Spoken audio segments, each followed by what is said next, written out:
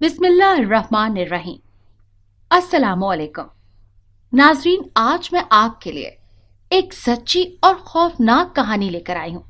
लेकिन इससे पहले कि मैं कहानी शुरू करूँ, जो लोग हमारे चैनल पर नए हैं उनसे गुजारिश है कि वो हमारे चैनल कहानी महल को सब्सक्राइब कर लें, ताकि आपको हमारी इस तरह की दिलचस्प कहानियां बर वक्त मिलती रहें। रात के 8 बज चुके थे। माह दिसंबर की निहायत सर्द रात थी। चारों तरफ ठंडी और सर्द हवाओं ने डेरा डाल रखा था। इतनी सर्द रात में घर से निकलना निहायत ही दिल गुर्दे का काम था।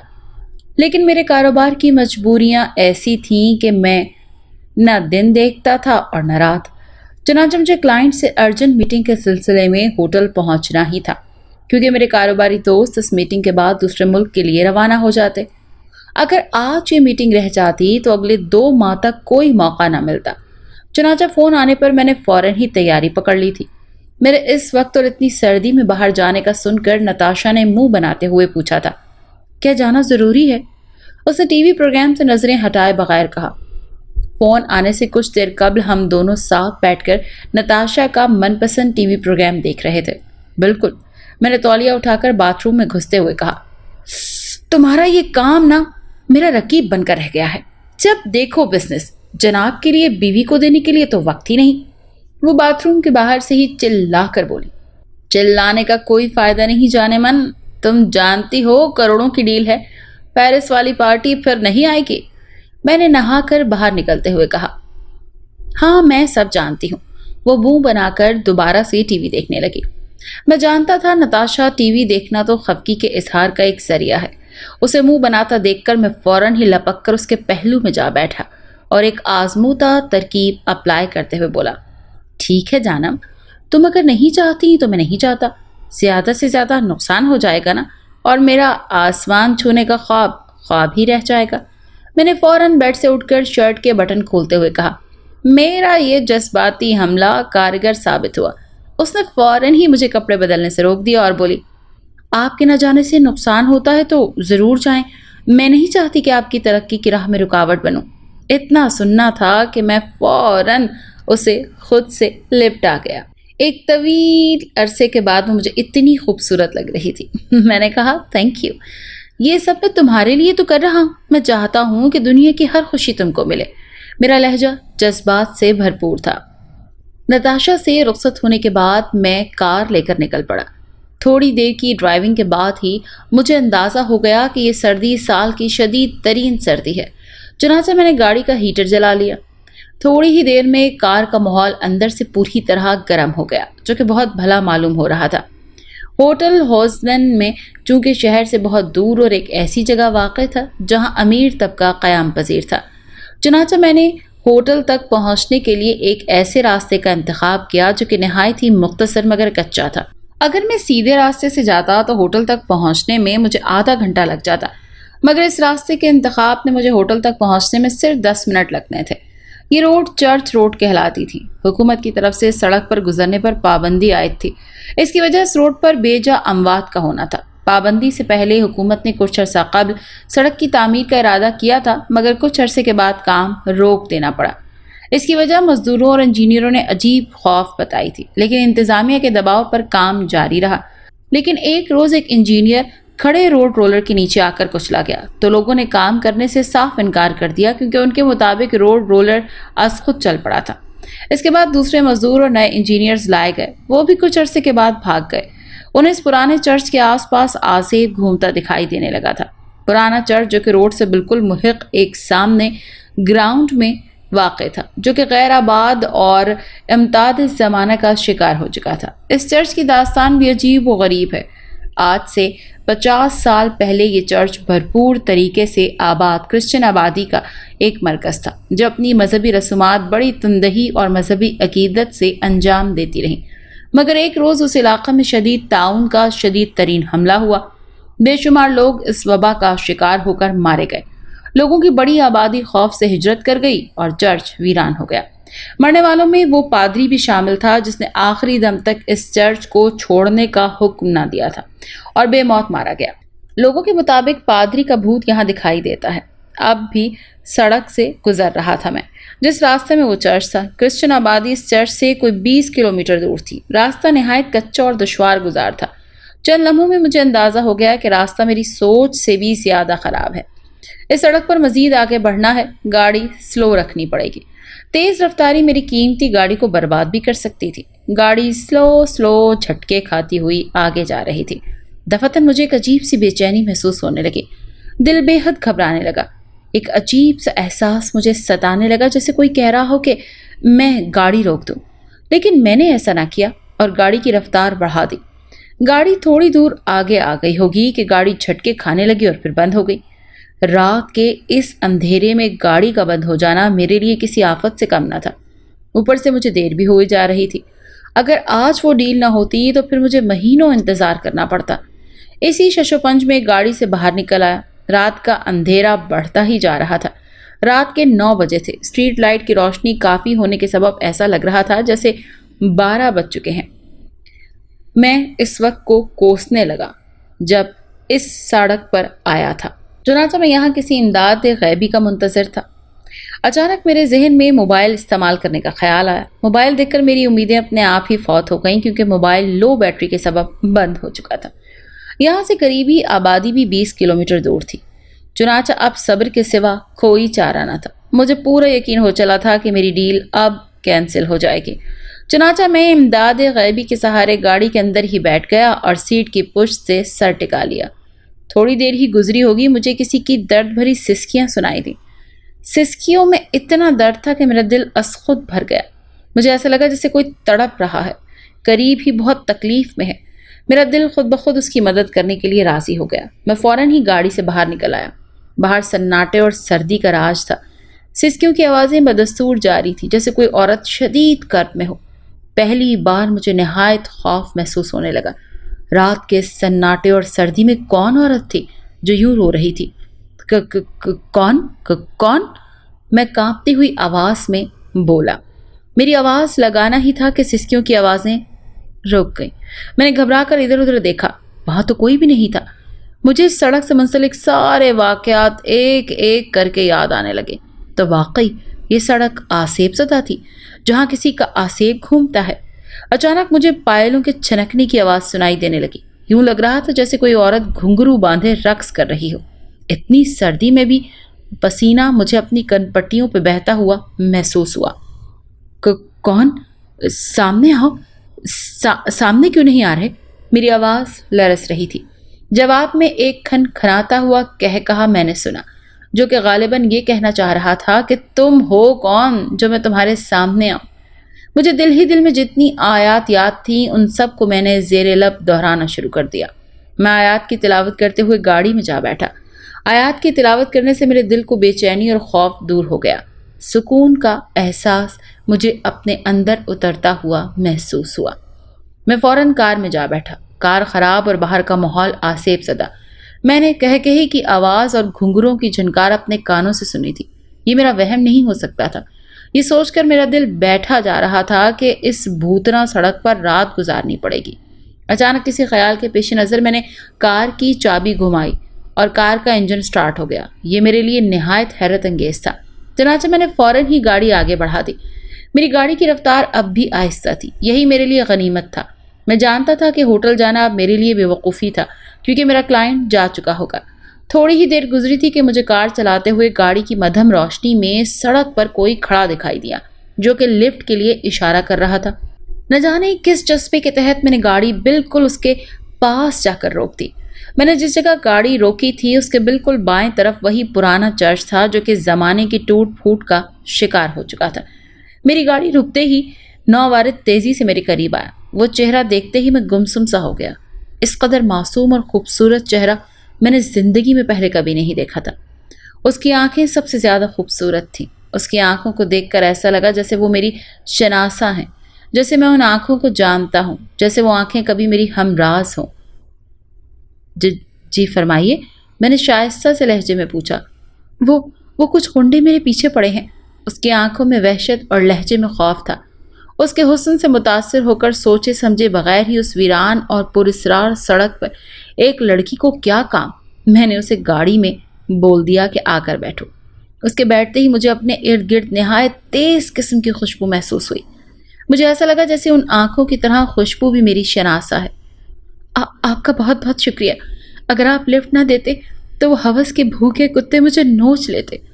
اس کی کوئی ضرورت نہیں، وقت پڑنے پر ایک انسان ہی دوسرے انسان کے کام آتا ہے، مگر آپ اس ویرانے میں اور غنڈے سمجھ نہیں آیا۔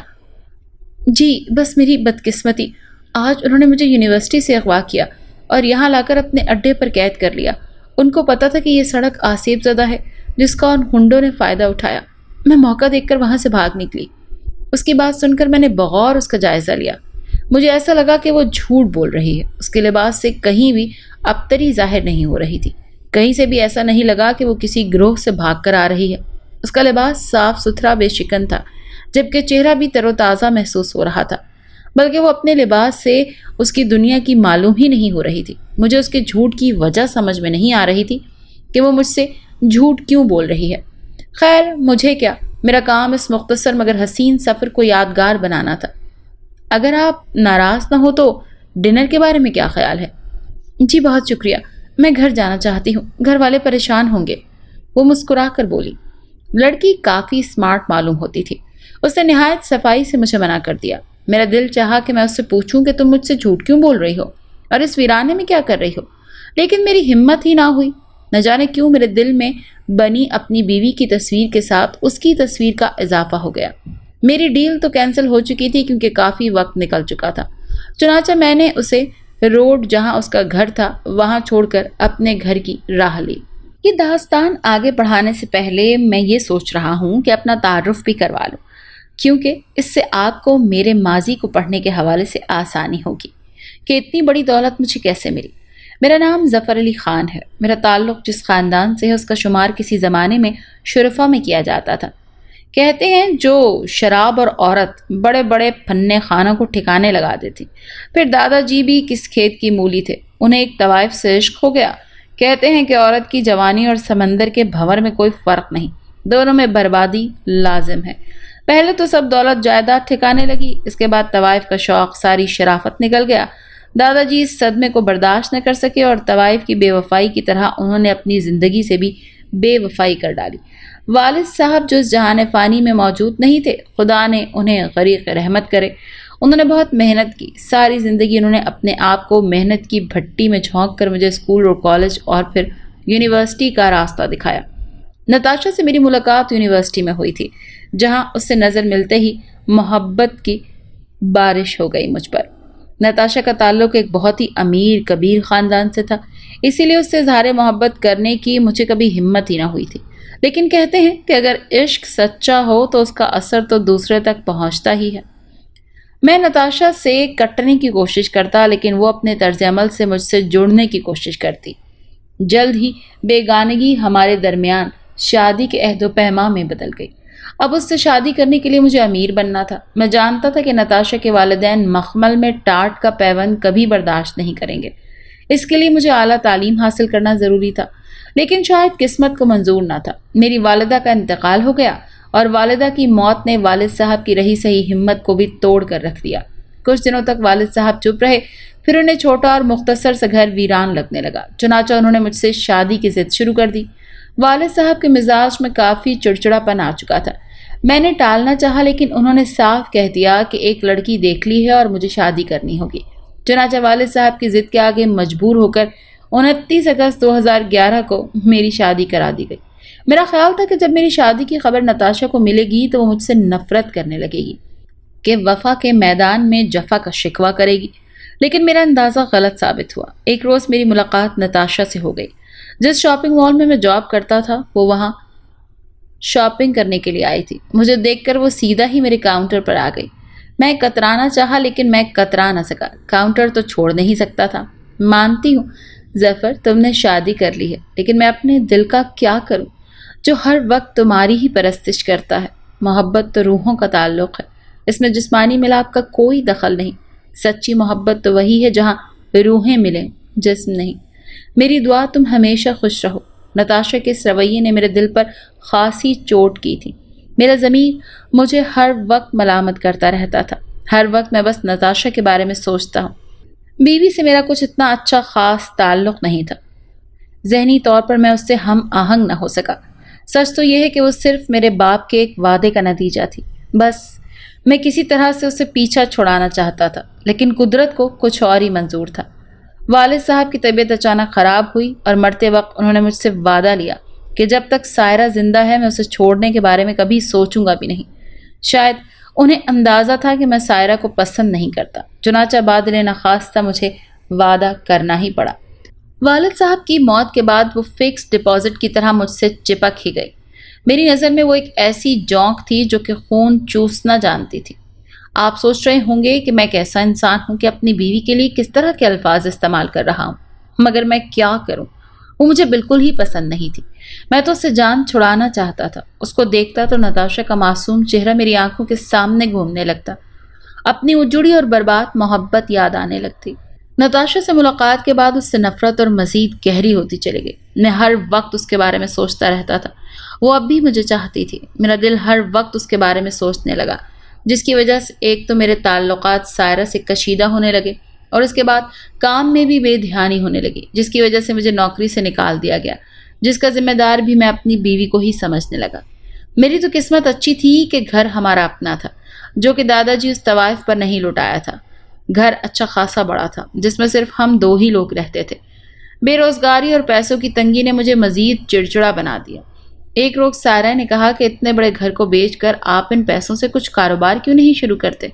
ہم کرائے کے گھر میں چلے جاتے ہیں، بعد میں جب پیسے آ جائیں گے تو اپنا مکان واپس خرید لیں گے۔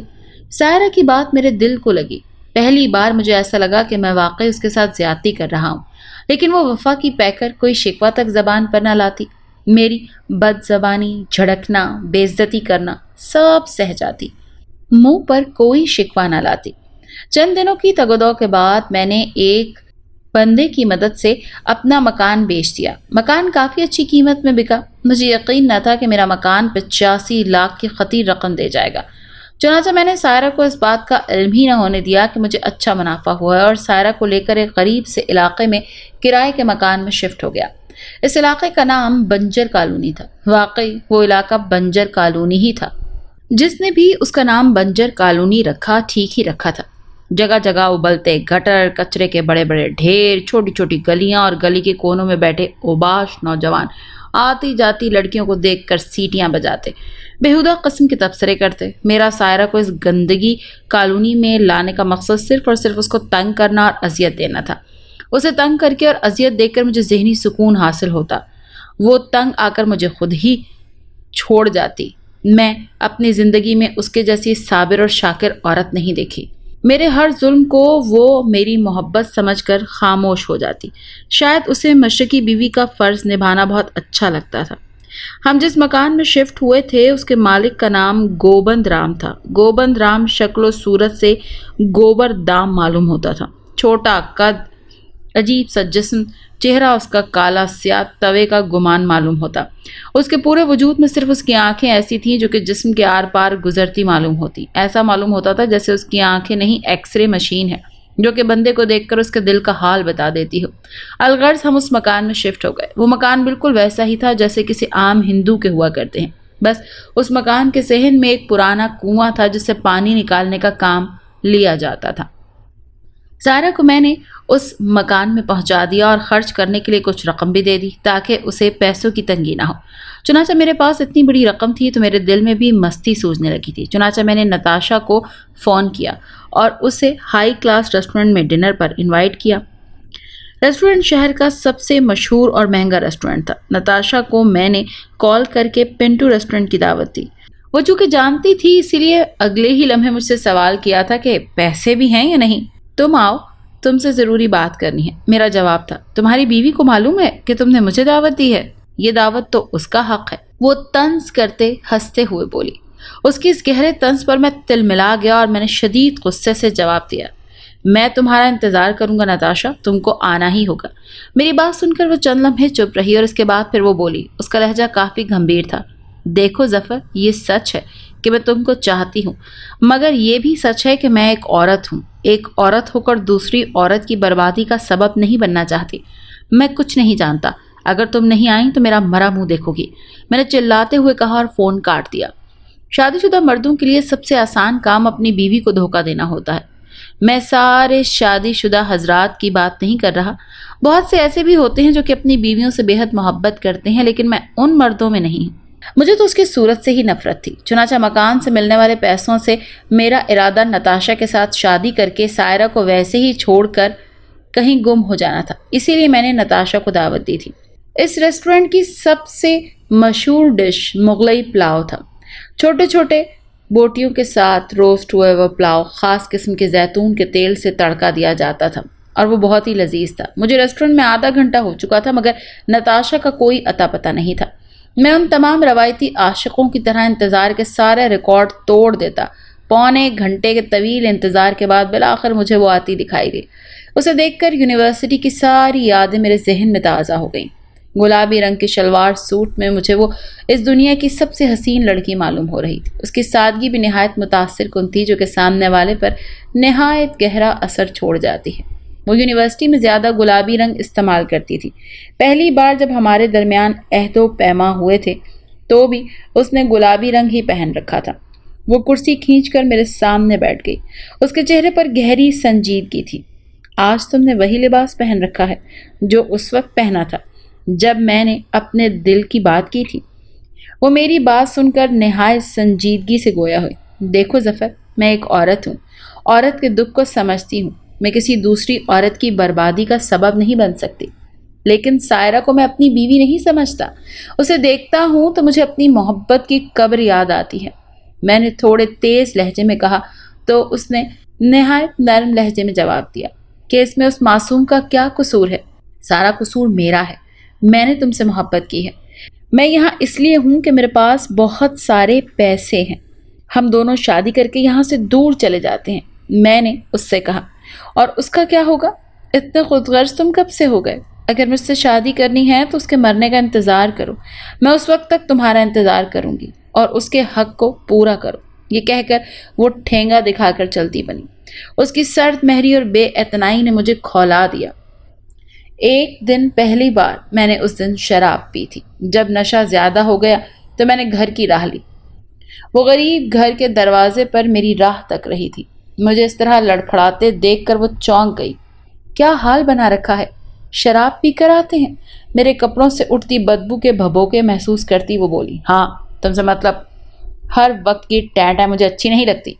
میں نے اسے چیختے ہوئے جواب دیا اور لڑکھڑاتے ہوئے اپنے کمرے کی جانب چل پڑا۔ میری آنکھوں کے سامنے نتاشا کی تصویر گھوم رہی تھی۔ اس عالم میں میں بیڈ پر بیٹھ گیا۔ تھوڑی ہی دیر گزری تھی کہ مجھے کمرے میں کوئی آتا دکھائی دیا۔ نیم وا آنکھوں سے میں نے نوارد کو دیکھا تو چونک پڑا۔ تو وہ کوئی اور نہیں نتاشا تھی۔ اس کی آنکھیں سوجی تھیں، چہرہ پرنم تھا۔ شاید وہ بہت دیر تک روتی رہی۔ تم آ گئی میری جان، میں نے نشے میں جھومتے ہوئے کہا۔ میری بات سن کر اس کی سوجی آنکھیں خوشی سے چمکنے لگیں۔ اس کے غمزدہ چہرے پر بہار آ گئی۔ اس نے ہاتھ پکڑا، دودھ کا گلاس دیا۔ آپ بھی نا، کبھی غصہ کرتے ہیں کبھی پیار، وہ میرے نزدیک آ کر بولی۔ نہ میری جان، میں تم پر کبھی غصہ کر ہی نہیں سکتا، میں نے ہمیشہ تم سے پیار کیا ہے۔ اتنا کہہ کر میں نے اس کو غور سے دیکھا۔ اس نے جواب دیا کہ میں اگر مر بھی گئی تو بھی صرف آپ کو ہی چاہتی رہوں گی۔ میری موت کے بعد بھی میری روح آپ کا سایہ بنی رہے گی۔ مرے تمہارے دشمن نتاشا۔ اتنا کہہ کر میں اس کو پھر غور سے دیکھنے لگا۔ میں نے دیکھا کہ میرے منہ سے نتاشا نام سن کر وہ چونک پڑی۔ پھر میں نے دیکھا کہ اس کا چہرہ سفید ہو گیا۔ اس کے چہرے پر لامتناہی سا سناٹا نظر آنے لگا۔ اس نے بیڈ سے اٹھنے کی کوشش کی لیکن میں نے وہ کوشش ناکام بنا دی۔ چند لمحے وہ میرے سامنے بیٹھی رہی۔ میری پیش قدمی میں شدت آ گئی۔ پھر کمرے میں گھپ اندھیرا چھا گیا۔ دوسری صبح میری آنکھ کھلی تو سر شدت سے درد سے بھاری ہو رہا تھا۔ آنکھوں کے گرد جیسے اندھیرا سا محسوس ہو رہا تھا۔ چند ہی لمحے گزرے ہوں گے کہ میں نے دیکھا کہ سائرہ کمرے میں داخل ہو رہی ہے۔ اس کے ہاتھوں میں چائے کا کپ ہے۔ چائے کا کپ لیتے ہوئے میں نے دیکھا کہ اس کے چہرے پر خفگی کے آثار ہیں۔ چائے کا کپ دے کر وہ میرے برابر میں بیٹھ گئی۔ میں چپ چاپ چائے پیتا رہا۔ گزشتہ رات کے واقعات دھندلے دھندلے نقوش میرے ذہن میں تھے۔ میں سمجھ رہا تھا کہ سائرہ ابھی کچھ کہے گی، شاید وہ رات کے گزشتہ واقعات کا تذکرہ کرے گی۔ میں اس کے بولنے کا منتظر تھا۔ یہ نتاشا کون ہے؟ اس کا چہرہ سرد تھا۔ اتنا سننا تھا کہ میرے ہاتھ کام گئے۔ اسے کیسے نتاشا کے بارے میں پتہ چلا؟ غالباً وہ میرے چہرے سے سمجھ گئی تھی کہ میں کیا کہنا چاہتا ہوں۔ رات آپ تھے میرے پاس اور یاد نتاشا کو کر رہے تھے۔ اس کا لہجہ چپتا ہوا تھا۔ چند لمحے تک کوئی بھی جواب مجھ سے سمجھ میں نہیں آ رہا تھا کہ میں اسے کیا بتاؤں کہ میں تمہارے نزدیک تھا، لیکن مجھے نتاشا یاد آ رہی تھی۔ مجھے خاموش دیکھ کر اس کے چہرے پر پھیلا دکھ اور گہرا ہو گیا۔ چند لمحے تک وہ خاموش رہی اور پھر بولی۔ اس کی آواز سے دکھ جھلک رہا تھا۔ میں آپ کی بیوی ہوں، آپ کی نوکرانی، آپ کی غلام نہیں۔ آپ کا رویہ شروع سے ہی مجھ سے اچھا نہیں رہا۔ میں سمجھتی تھی کہ آپ عادتاً ہی ایسے ہیں، لیکن مجھے پتہ چل گیا ہے کہ آپ مجھ سے محبت ہی نہیں کرتے۔ اتنا کہہ کر اس کی آنکھوں سے آنسو چھلکنے لگے۔ میں نے اسے رونے دیا۔ چونکہ میں چائے ختم کر چکا تھا، اسی لیے اٹھ کر کھڑا ہو گیا۔ وہ سمجھ رہی تھی کہ میں اسے بہلاؤں گا، لیکن میں نے ایسی کوئی کوشش نہیں کی۔ میں نہانے جا رہا ہوں، اس کے بعد مجھے کہیں کام سے جانا ہے۔ میرا لہجہ خشک تھا۔ آپ نے میری بات کا جواب نہیں دیا۔ وہ منمنائی۔ کیا جواب دوں تمہاری فضول ٹیں کا جو کبھی ختم ہی نہیں ہوتی؟ اتنا کہہ کر میں غسل خانے میں گھس گیا۔ سچ بات تو یہ تھی کہ اس کی آنکھوں سے بہنے والے آنسو نہ جانے کیوں مجھے سکون دے رہے تھے۔ نتاشا کی بے رخی اور سائرہ کی فضول بکواس نے آنکھ پر تیل کا کام کیا۔ چنانچہ میں پھر شراب کے اڈے میں گھس گیا۔ شراب کے اڈے پر میں نے ٹی وی میں دیکھا کہ ملک کے سب سے بڑے گھوڑوں کی ریس ہونے والی ہے۔ میں نے سوچا چلو وقت گزارنے کا اچھا ذریعہ ہے کہ کوئی کام دھام تو میں کرتا نہیں۔ چنانچہ میں ریس کورس پہنچ گیا۔ پہلے دن صرف میں نے دیکھا کہ ریس ہوتی کیسے ہے، کون سے گھوڑوں پر داؤ لگائے جاتے ہیں۔ مجھے یہ کھیل کافی دلچسپ لگا۔ نتاشا اور سائرہ کو بھول جانے کا اچھا بہانہ تھا۔ دوسرے دن 12 بجے میں پھر ریس کورس پہنچ گیا۔ اس دن اتوار تھا، شدید گرمی تھی، لیکن لوگوں کا ٹھاٹھے مارتا سمندر بڑھتا ہی جا رہا تھا۔ سامنے پھاٹک پر بڑی بڑی گاڑیوں کی قطاریں دور دور تک دکھائی دے رہی تھیں۔ دفعتاً مجھے ایک ہجوم نظر آیا۔ سامنے بڑے میدان میں لوگوں کا ازدحام تھا۔ سب کی نظریں اس میلے کچیلے فقیر پر تھیں جو پیپل کے پیڑ کے نیچے کھڑا تھا۔ اس پیڑ کے نیچے پان کا کیبن اور تھوڑے فاصلے پر گنے کے شربت والا بھی کھڑا تھا۔ وہ فقیر حد درجہ میلا کچیلا اور گندا تھا۔ اس کے جسم سے عجیب سی بدبو آ رہی تھی۔ وہ بہت ہی میلا کچیلا تھا، خاصی گندگی کا ڈھیر معلوم ہو رہا تھا۔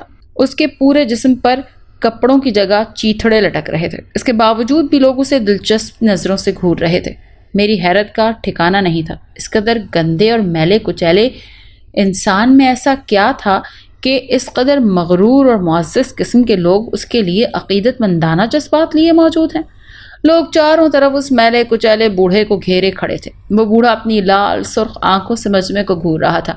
نہ جانے ان آنکھوں میں ایسی کیا بات تھی کہ جنہیں دیکھ کر میری کپ کپی سی چھوٹ گئی۔ وہ آنکھیں نہایت خوفناک تھیں۔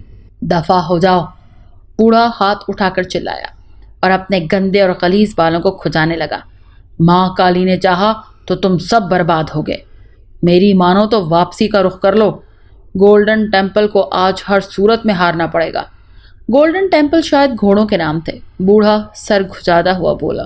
بوڑھے کی بات سن کر عوام کا جوش و خروش اور بڑھ گیا۔ کون ہے یہ جو بد دعائیں دے رہا ہے؟ میں نے پان والے سے سگریٹ لیتے ہوئے پوچھا۔ کوئی ہندو جوگی ہے۔ حیرت انگیز بات یہ ہے کہ جو بھی بات منہ سے نکال دے وہ ہو جاتی ہے۔ مجھے تو کوئی جادوگر لگتا ہے۔ پان والا عجیب سے لہجے میں بولا۔ بھائی یہ تو بتاؤ یہ کب سے یہاں پر ہے؟ میں نے پان والے سے سوال کیا۔ بھائی یہ 2 ہفتوں سے یہاں پر ہے، پہلے تو کبھی اس پر دھیان نہیں دیا۔ لوگ اسے بھکاری سمجھتے ہیں۔ انتظامیہ نے اسے یہاں سے نکالنے کی کوشش بھی کی ہے لیکن کامیاب نہ ہو سکی۔ بھائی سنا ہے جس آدمی نے اسے دھکے دے کر باہر نکالا تھا اگلے دن وہ خون تھوکتے ہوئے اسی میدان میں ایڑیاں رگڑ رگڑ کر مر گیا۔ لوگوں نے اسے ہسپتال لے جانے کی کوشش کی لیکن وہ اسی زمین میں گڑ کر مر گیا۔ اتنا کہہ کر وہ پان والا خاموش ہو گیا، لیکن اس بوڑھے کی شخصیت میری نظر اور زیادہ دلچسپ اور پراسرار ہو گئی۔ حقیقتاً میرے ذہن میں خیال آیا کہ یہ بوڑھا مجھے سائرہ سے نجات دلا سکتا ہے۔ 5 منٹ کے اندر اندر ریس شروع ہو گئی۔ لوگ اس بوڑھے کو چھوڑ کر ریس کورس کے اندر چلے گئے۔ وہی ہوا جو بوڑھے نے کہا تھا۔ سب سے فیورٹ گھوڑا میدان میں 12 نمبر والا گھوڑا ہار گیا۔ گولڈن ٹیمپل کے مالک پر غشی کے دورے پڑنے لگے۔ اب تو لوگ دوسری ریس کے لیے بوڑھے کی جانب دوڑ پڑے تھے۔ میں نے بھی گولڈن ٹیمپل پر پیسے لگائے تھے جس کے نتیجے میں کافی نقصان ہوا تھا۔ لوگ ٹڈیوں کی طرح بوڑھے کو گھیرے میں لیے ہوئے تھے اور بوڑھے سے دوسری ریس کا حال जानना चाहते थे। लेकिन बूढ़ा जवाब देने के बजाय पैसों की फरमाइश करने लगा। चंद ही लम्हों में उसके सामने हजार हजार के नोटों का ढेर लग गया। आज का मैदान सिर्फ कोसू का है, काली की कृपा से कोसू ही जीतेगा। लोगों के मुंह हैरत से खुल गए, क्योंकि कोसू का रेट भी कम था और वो सबसे आखिरी नंबर का घोड़ा था। तू झूठ बोलता है, बूढ़े पैंथर को कोई नहीं हरा सकता। दफतन मजमे में से एक शख्स बूढ़े की जानिब देखकर चिल्लाया। वो 40-45 साल शख्स था, जिसके सारे आधे सफ़ेद बाल और आधे स्याह। उसने इंतहाई कीमती शलवार सूट ज़ेबतन कर रखा था। उस कॉटन का अकड़ा हुआ सूट पहनकर वो काफ़ी जाज़िब नज़र मालूम हो रहा था। बूढ़े ने उसकी तरफ ऐसे देखा जैसे कोई बुजुर्ग शरारती बच्चे को देखता है। तू नादान है बच्चा, भगवान से जितनी प्रार्थना करनी है कर ले, परंतु मुझे तेरे भविष्य में मौत का फरिश्ता ही बैठा नजर आ रहा है, यानी कि यमदूत। आज पैंथर के बाद तू भी इस मैदान में दिखाई नहीं देगा। चुप कर बुढ़े, खान शहबाज कोई कमजोर नहीं जो तेरे जैसों की धमकियों से डर जाए। वही हुआ जैसा उस पुरस्रार बूढ़े ने कहा था। पैंथर हार गया। पैंथर की शिकस्त ने खान शहबाज को बहुत सदमा दिया और उसे रेस कोर्स में दिल का दौरा पड़ा और वो वहीं इंतकाल कर गया। उस बूढ़े की शख्सियत और ज्यादा पुरस्रार हो चुकी थी। रेस खत्म हो चुकी थी, रेस कोर्स खाली हो चुका था। उसके अकीदतमंद अब भी उसके इर्द गिर्द जमा थे। आधे घंटे के इंतजार के बाद बूढ़े ने अपनी बाजीगरी समेटी और रेस कोर्स के गेट से बाहर निकलने लगा तो मैं उस बूढ़े के पीछे चलने लगा। गेट से बाहर निकलकर थोड़ी ही दूर गया हूँगा कि वो रुक गया और यकदम ड्रामाई अंदाज में पीछे मुड़ा। उसके पीछे मुड़ते ही मैं घबरा गया। वो चंद लम्हे तक मुझे देखता रहा। दूसरे लम्हे उसके भद्दे होंठों पर मकरू मुस्कुराहट फैल गई। उसने हाथ के इशारे से मुझे पास बुलाया और मैं फौरन उसके पास पहुंचा। मैं जानता हूं कि तू किस कारण मेरे पास आया है। वो शैतानी मुस्कुराहट से बोला। आप तो बहुत मदद करने वाले बाबा हो, मेरी मदद करें, मैं नताशा के बगैर नहीं रह सकता। तेरा भाग्य मेरे सामने खुला है। तू मेरे हाथों अपनी धर्म पत्नी को मरवाना चाहता है, परंतु तुझे इससे कभी शांति नहीं मिलेगी। नर्क के सारे द्वार तेरे लिए खुल जाएंगे। बुढ़ा दीदे घुमाता हुआ बोला। बाबा मेरी मदद करो, मैं तुमको बहुत दौलत दूंगा। मैंने उसके हाथ पकड़कर गिड़गिड़ाते हुए बोला। बूढ़ा कंगारा। उसने आंखें बंद कर ली। काफी देर बाद उसने आंखें खोली। मैंने देखा कि उसकी आंखें जैसे अंगारा हो रही हैं। तू बहुत बदनसीब है, पर यही तेरे भाग्य का लिखा है। तेरी मनोकामना तेरे घर में ही पूरी होगी, मगर इसके बाद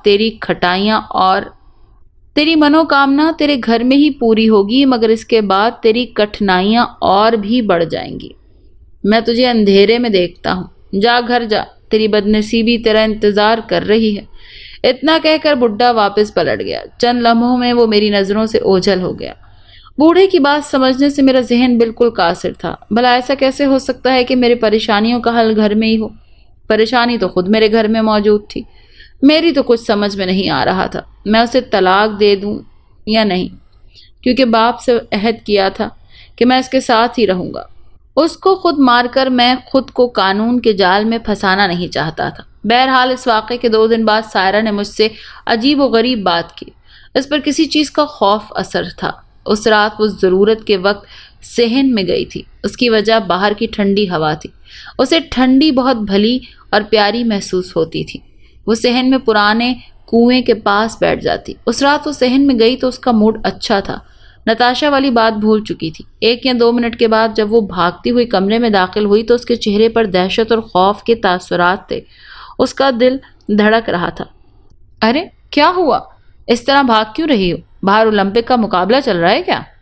मेरा लहजा सर था। वो बाहर। वो खौफजदा अंदाज में कदम बढ़ाती मेरे करीब आ गई। उसकी दहशत ज़दा नजरें बार बार बंद दरवाजे की जानिब उठ रही थी। अरे क्या हुआ बाहर? मैंने कदरे नरमी से दरियाफ्त किया। पता नहीं, वो हकलाते हुए बोली। उसकी आंखों में बेपनाह खौफ और दहशत थी। क्या बात है? मैंने चिढ़कर कहा। वो आवाज़ के लहजे में खौफ था। कैसी आवाज़? ऐसा लग रहा है जैसे कोई गहरे कुएं से बोल रहा है। किसी ने हलक में सीटी डाल रखी हो। अजीब गैर इंसानी आवाज़ थी।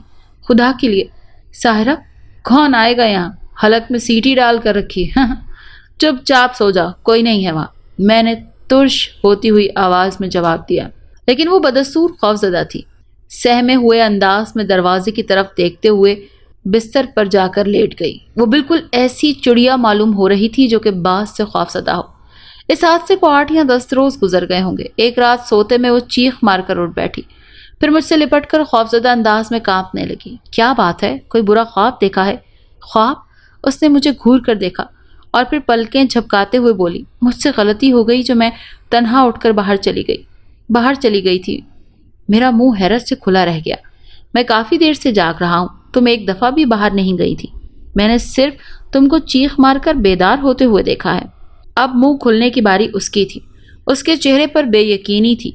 تو کیا میں صحن میں نہیں گئی تھی؟ ارے نہیں، میں نے تنگ آ کر کہا۔ مگر آپ کو یقین نہیں آیا؟ مگر کچھ نہیں، ایک آواز نہیں سنوں تمہاری۔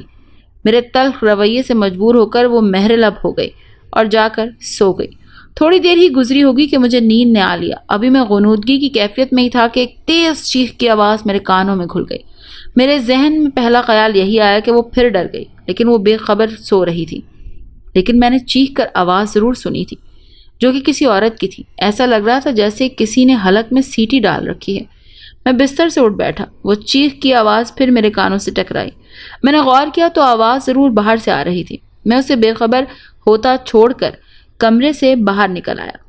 آواز اس پرانے کنویں کے پاس سے آ رہی تھی۔ آواز اب سسکیوں میں بدل گئی تھی۔ میں ڈرتا ڈرتا کنویں کے پاس آیا تو آواز یقیناً کنویں کے پاس سے ہی آ رہی تھی۔ وہ کچھ کہہ رہی تھی۔ میں نے غور سے سنا تو آواز غالباً کچھ یوں تھی، مکتی دو دھن لو، مکتی دو دھن لو۔ میری کچھ سمجھ میں نہ آیا یہ آواز کیا کہنا چاہ رہی ہے۔ چند لمحوں تک تو وہ آواز آتی رہی اور پھر خاموش ہو گئی۔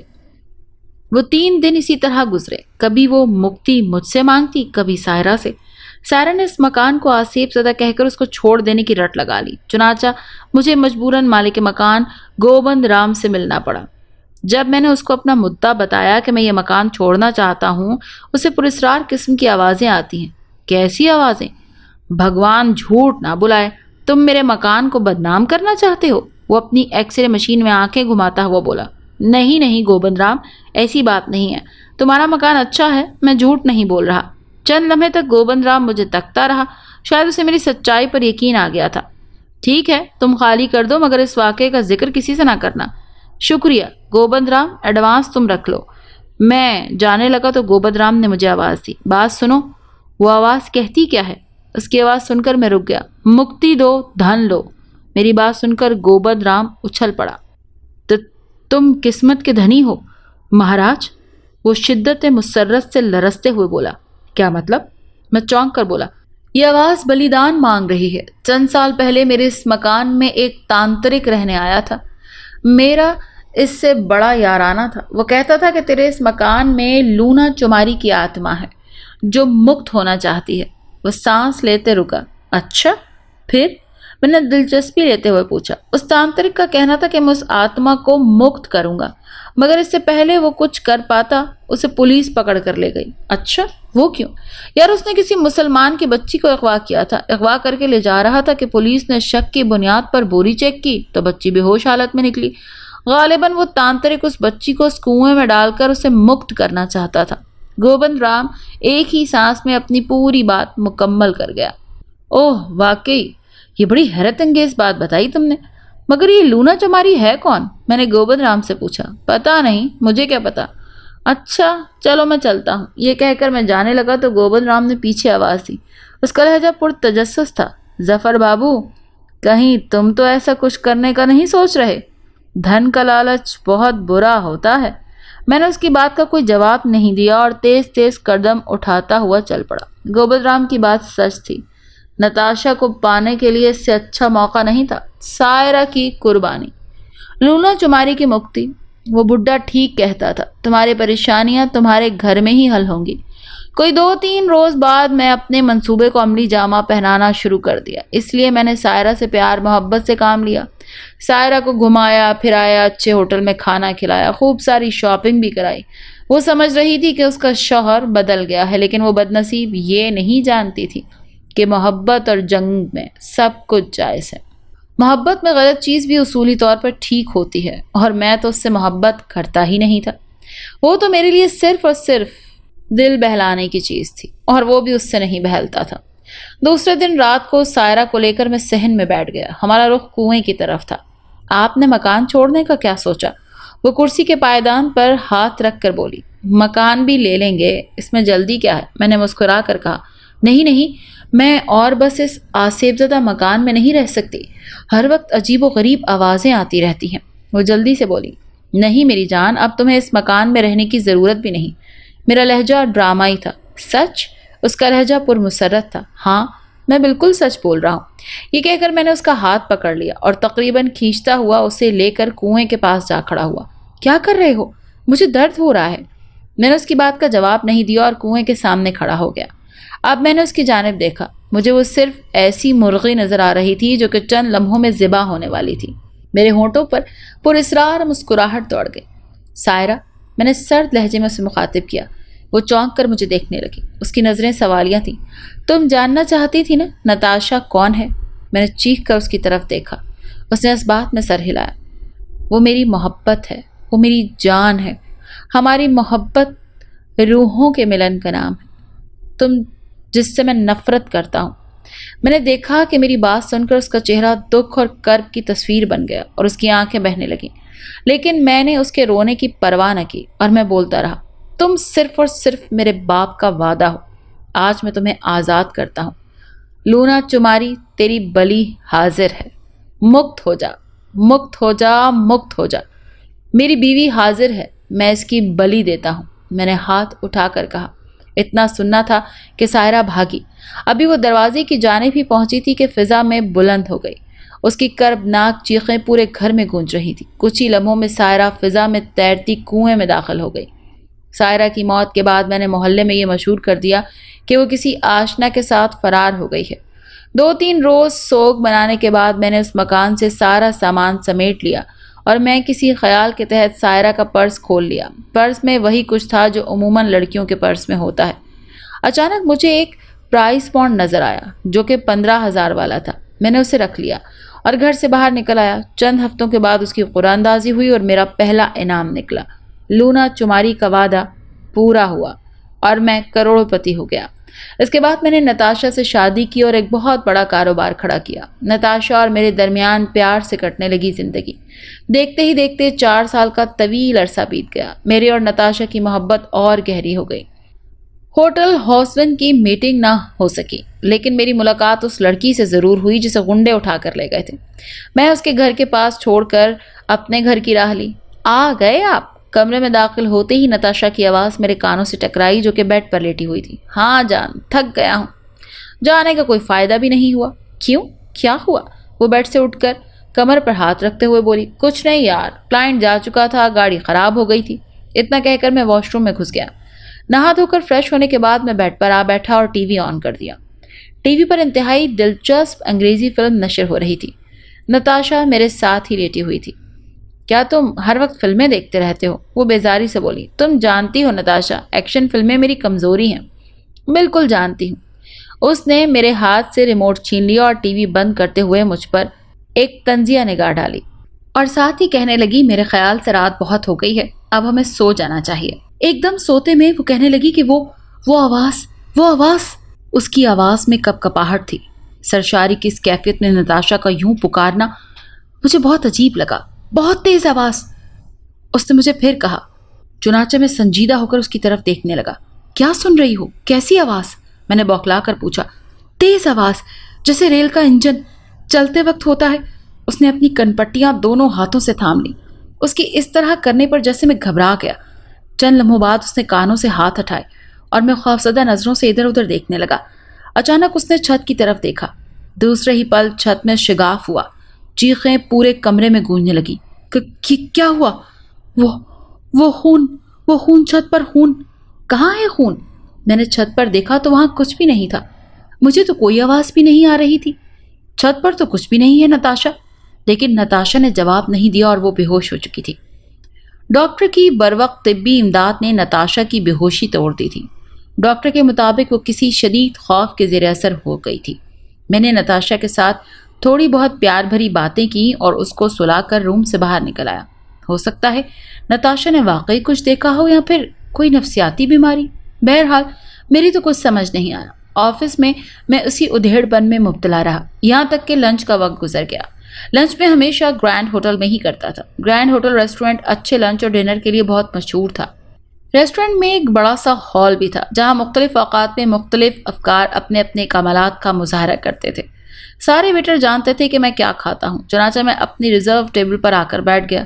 اچانک میری نظر ہال کے داخلی دروازے پر پڑی۔ مجھ سمیت ہال میں بیٹھا ہر شخص اندر آنے والے نوارد کو دیکھنے لگا۔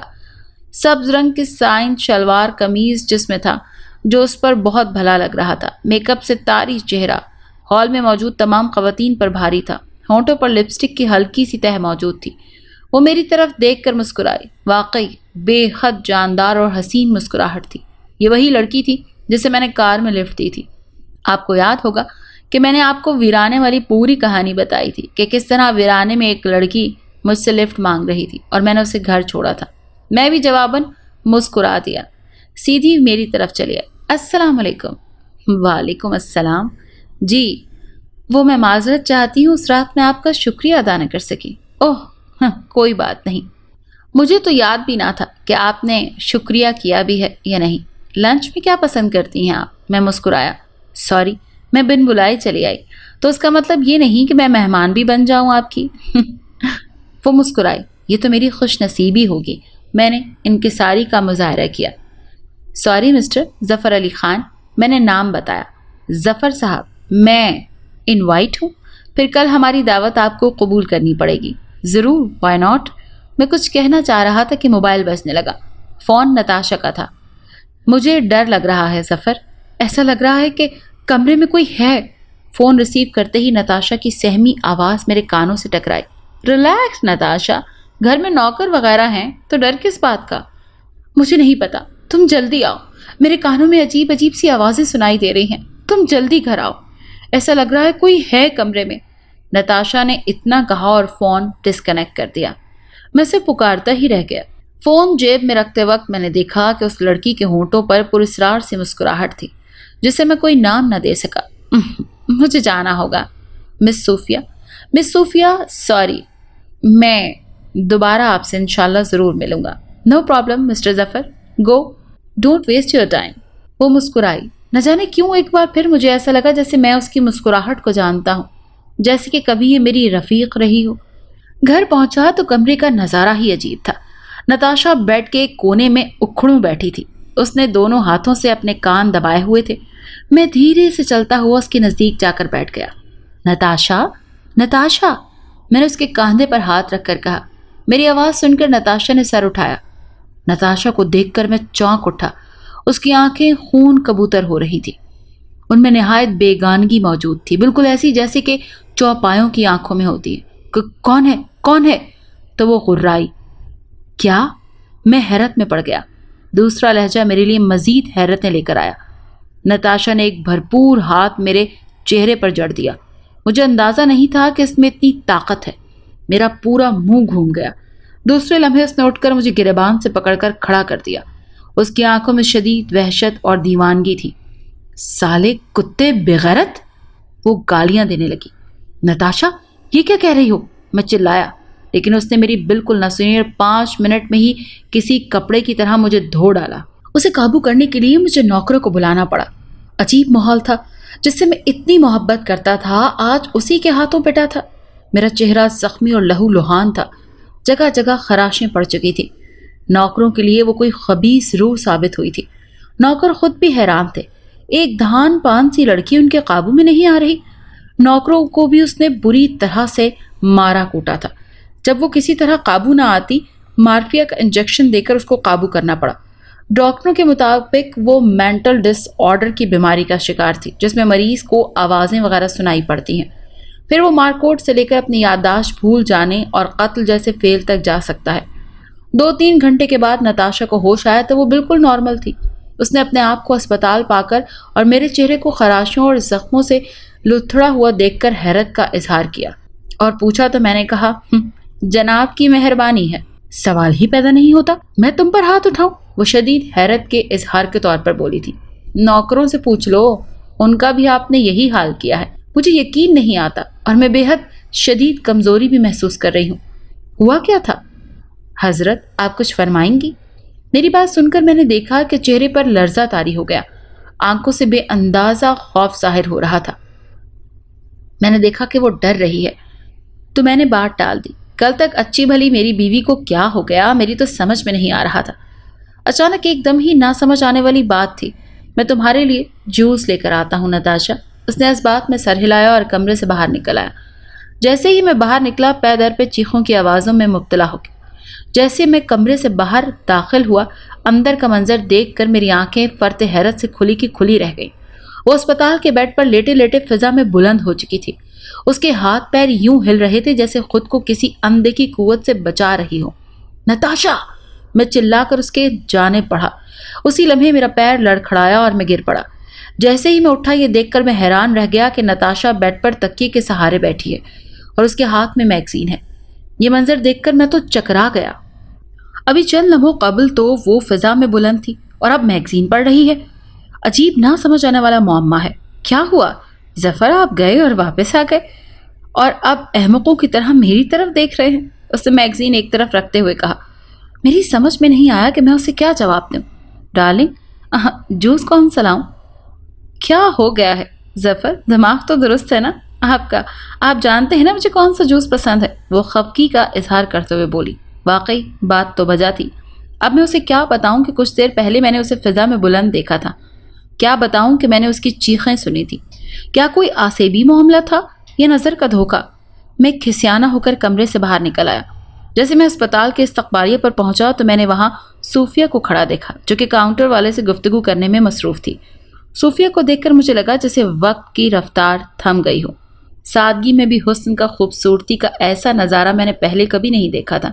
सफ़ेद रंग की शलवार कमीज में वो बहुत खूबसूरत लग रही थी। उसका चेहरा मसनूई आराइश से बिल्कुल पाक था। बगैर मेकअप के इतना तरोताज़ा चेहरा मैंने पहली बार देखा। मैं उसकी जानिब असखुद खिंचा चला गया। मैं ये भूल गया कि अभी अभी थोड़ी देर पहले मैंने निहायत खौफनाक मंजर देखा था। मैं ये भूल गया कि मुझे नताशा के लिए जूस का डब्बा लेना है। हाय! मैं उसको मुस्कुरा कर मुखातिब हुआ। मेरे पुकारने पर उसने चौंक कर मेरी तरफ देखा और दूसरे लम्हे उसके चेहरे पर मुस्कुराहट दौड़ गई। अरे आप और यहाँ? मेरा पीछा तो नहीं कर रहे ना? उसने हैरत का मुजाहरा करते हुए कहा। नहीं नहीं, मेरी बीवी एडमिट है। ओह हाँ, आपने बताया था। सॉरी, कोई बात नहीं। चलते हैं, कैफेटेरिया में बैठते हैं। Yes, why not. जब तक मैं उसके साथ कैफेटेरिया में रहा, नताशा का ख्याल भी मेरे जहन में नहीं आया। मैं ये भूल गया कि नताशा मेरा इंतज़ार कर रही होगी। मुझे ऐसा लगा कि सूफिया के साथ गुजारा एक एक लम्हा मेरी ज़िंदगी का हासिल है। जब वो जाने लगी, आज खुद मेरे मुंह से निकल गया।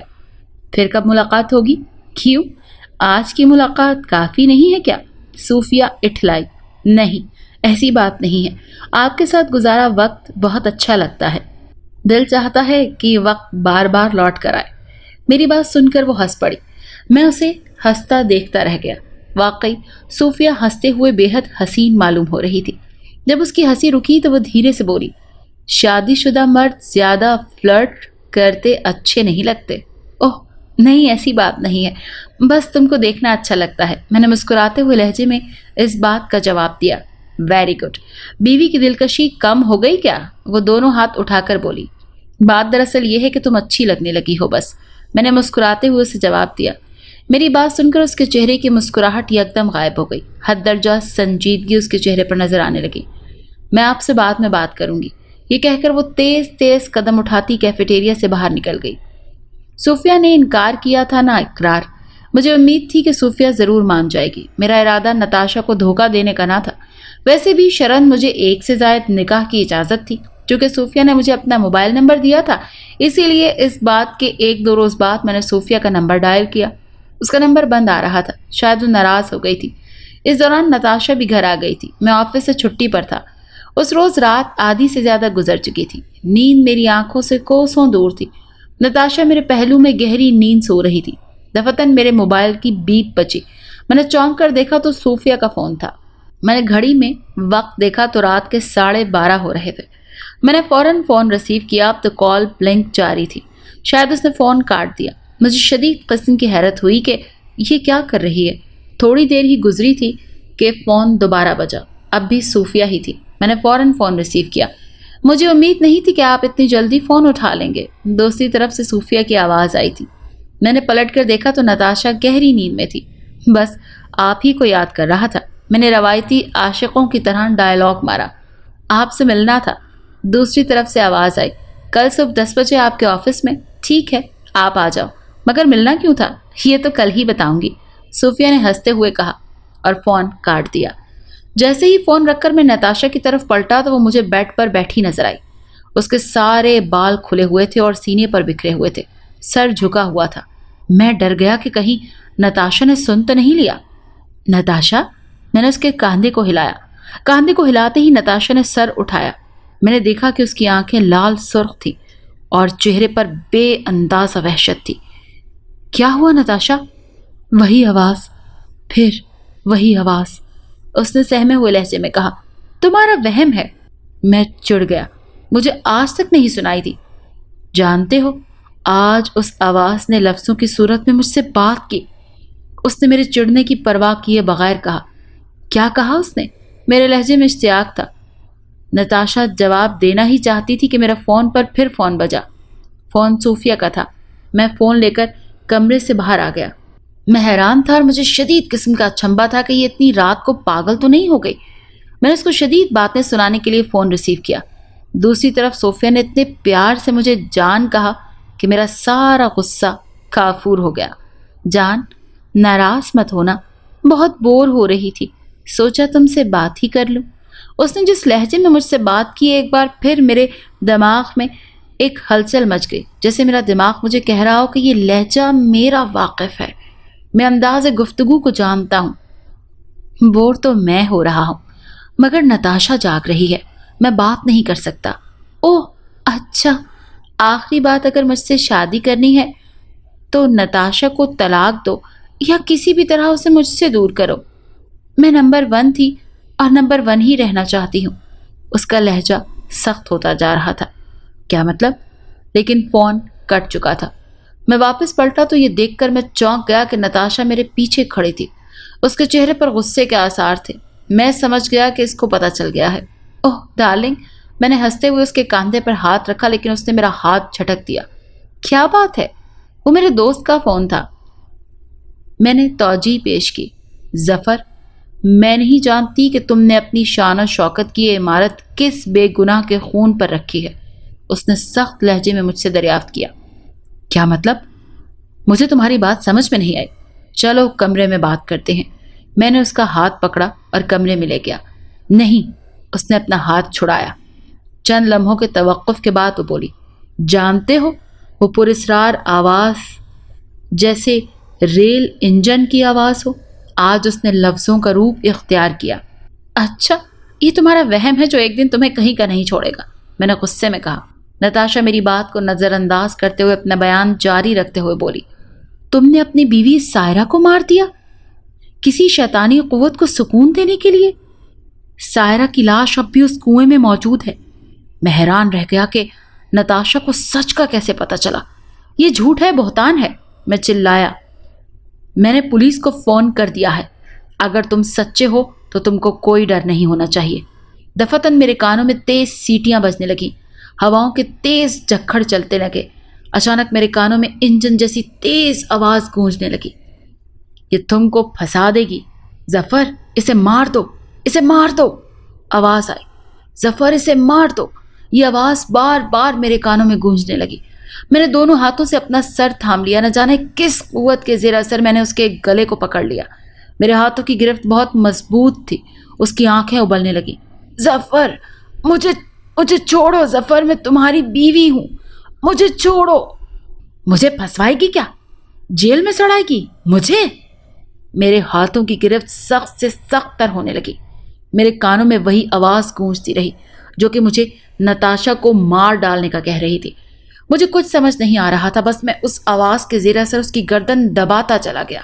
میرے کانوں میں گونجنے والی وہ آواز بند ہو گئی تو دیکھا کہ نتاشا مر چکی ہے۔ اس کی لاش دیکھ کر میں گھبرا گیا۔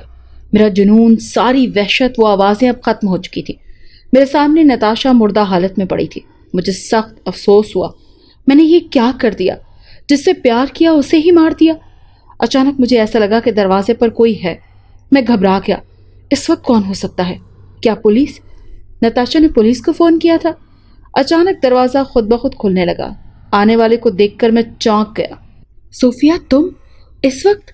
میں شدید گھبرا گیا۔ ہاں میں اس وقت۔ آج میں بہت خوش ہوں۔ میری بے چین روح کو سکون مل جائے گا، وہ کہا لگا کر بولی۔ کیا مطلب؟ وہ میں ہی تھی ظفر، جس نے تمہیں اس ویران سڑک پر ڈرایا تھا۔ میں نے سوچا میں تم کو مار دوں، مگر میں نے تم کو چھوڑ دیا۔ 4 سال سے تڑپتی میری روح اتنی جلدی تم کو کیسے مار دیتی؟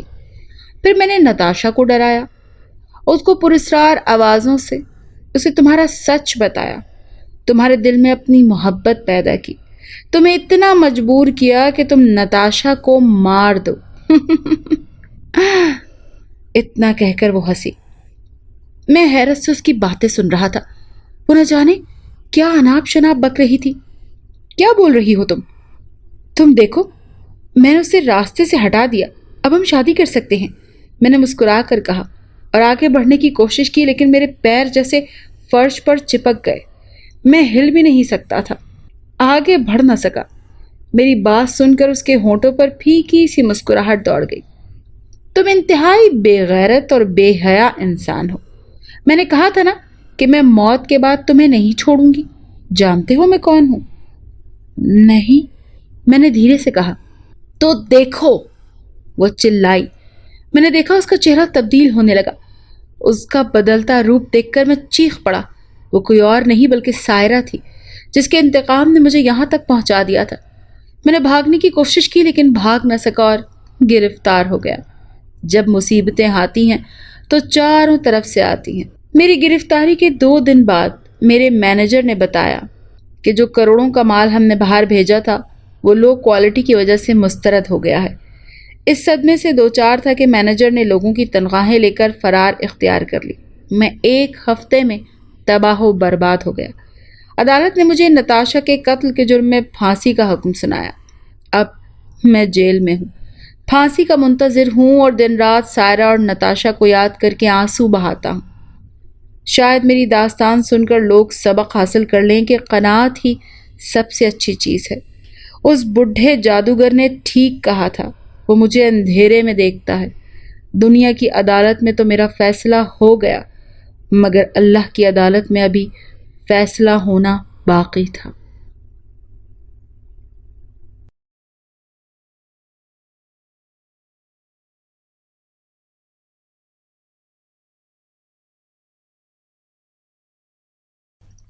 اگر آپ کو یہ کہانی اچھی لگی ہے تو اسے لائک کیجیے اور ہمارے چینل کہانی محل کو سبسکرائب کیجیے۔